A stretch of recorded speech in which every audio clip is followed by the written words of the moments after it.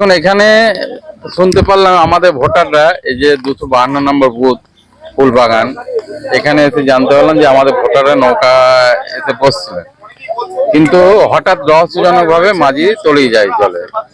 এটা আমাদের কাছে একটা রহস্যজনক ব্যাপার। আমাদের ভোটাররা বসে আছে, এখন ভোট দিতে পারছে না, বুথে যেতে পারছে না। নির্বাচন কমিশনারের কোনো যে 300 ভোটার যার মতো কোনো ব্যবস্থা হয়নি।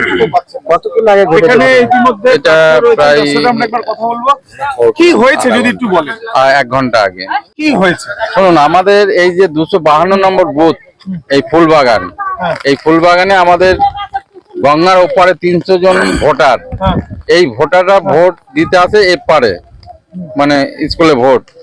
তা আমাদের ভোটাররা হঠাৎ নৌকায় ভোট দিতে আসছিলেন, হঠাৎ রহস্যজনক ভাবে মাঝি জলে পড়ে নিখোঁজ হয়ে যায়। এটা আমাদের কাছে একটা রহস্যজনক মনে হচ্ছে, কিন্তু নির্বাচন কমিশনারের তরফ থেকে কোনো ব্যবস্থা নৌকা করে যে পারে ভোট দেওয়ার কোনো ব্যবস্থা হয়নি। এটা নিয়ে আমরা নির্বাচন কমিশনারকে এখনই কমপ্লেন করব। আর যে আমরা এখানে এসেছি যাতে ভোটাররা পুনরায় আবার ভোট দিতে যেতে পারে সেই ব্যবস্থার জন্য। এখানে কালিয়া থানা ভোট হচ্ছে, এখানে ফুলবাগান বলে একটা জায়গায় ওই নদীর ওপারে কিছু ভোটার আছে, প্রায় 200 মতো ভোটার আছে। ওই ভোটারগুলো একটা এক্সট্রা নৌকা থাকে পার মানে ঘাটে বাড়ি আগে তাহলে ভোটগুলো দিতে সুবিধা ওদের বাড়ির কাছে পার হয়। তো ওখান থেকে সকালের নৌকা পাড়া করে দুটো একটা খেয়া মারার পর আরেকবার গিয়েছে। এবার ওই ছেলেটা সাইডে বসছিল, এবার নৌকাটা ঘুরেছে আর মানে রানিং হয়েছে, আর আপনি জলে পড়ে গেছে, হাওয়া উঠে দিয়া অনেক লোকজন বাঁচানোর চেষ্টা করেছিল, কিন্তু তার আগেও ডুবে গেছে। তাকে খুঁজে পাওয়া গেছে না, এখন খোঁজাখুঁজি চলছে, খোঁজাখুঁজি কাজ আরম্ভ করে প্রশাসন হেল্প করছে খোঁজার জন্য। এমনি গ্রামের লোক সব গিয়েছে খুঁজতে। তাহলে ওপরে ভোটারটা আটকে আছে। হ্যাঁ, আটকে আছে। এবার ওই ওরা কষ্ট করে ঘাট দিয়ে আসছে, ওরা কিছু এসেছে, এখন কিছু গ্রামে আটকে আছে। আপনার বাড়ি? আমার বাড়ি ওপারে ফুলবাগানে। ফুলবাগান না, আমার বাড়ি এখানে আমি মাঝি, পাড়াপাড়া মাঝি। আচ্ছা আচ্ছা। উপরের নাম কি? ওপারের নাম হচ্ছে আপনার, যেটা নদীয়ার অংশ যেটা আছে ওটা ফুলবাগান চর বলা হয়। আচ্ছা, ও ঘাটের ওপরে? ঘাটের ওপরে ফুলবাগান চর, ওটা ফুলবাগান।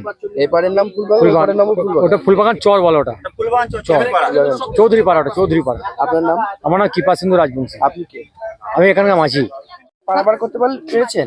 না, আমরা পারাপার করতে পারিনি। তো পারাপার করতে পারলে তো আমরা তো অনেকক্ষণ চলেই আসতাম। পারাপার করতে পারিনি, মাঝির ছেলে পড়ে গেল। মাঝি বলছে আমার ছেলে পড়ে গেল, এবার খোঁজো সবাই মিলে, খুঁজে যদি পাও তাহলে। এবার তলিয়ে গেছে জলের মধ্যে, এবার পাইনি। মাঝি বলছে আমি আর নিয়ে যাবো না কাউকে, দিয়ে ও আমাদেরকে নামিয়ে দিল। আমরা এবার 1 কিলোমিটার হেঁটে এসে এখানে পাড়ে আসি।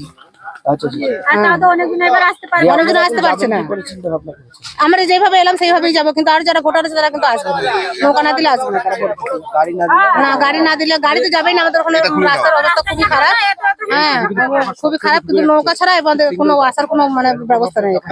নৌকা আসবে এখনো মোটামুটি 265টা ভোটারের মধ্যে হয়তো 5-6 জনের ভোট দিয়েছে। হ্যাঁ, বাসে কেউ দিতে পারছে না, আসতে পারছে না। এই পরিস্থিতির জন্য 1 কিলোমিটার হেঁটে কেউ এত দূরে পার হয়ে এরকম পরিস্থিতিকে ভোট দিতে আসবে না। নৌকাও চলছে না। নৌকা চলবে না কি করে? মানে যারা যে ব্যক্তি ডুবে গেছে, এবার ওদের তো সব একসঙ্গে থাকে। ওরা বলছে আমরা শোক পালন করবো, আমরা 500 টাকা দিলেও ভাড়া দিলেও আমরা নৌকা মারে নিয়ে যাবো না। এখন মানে ওই দিক দিয়ে আসার কোনো রাস্তা না, আর কোনো রাস্তা নেই। একটা রাস্তা ছাড়া আর কোনো উপায় নেই আমাদের। ওখানেই নৌকা দিতে হবে, নাহলে এইদিকে আসতে হবে।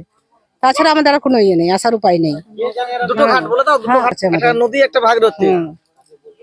এটা হচ্ছে ফুলবাগান ঘাট, ওটা হচ্ছে আমাদের চর ঘাট, ফুলবাগান চর, ফুলবাগান চরে, নদীতে।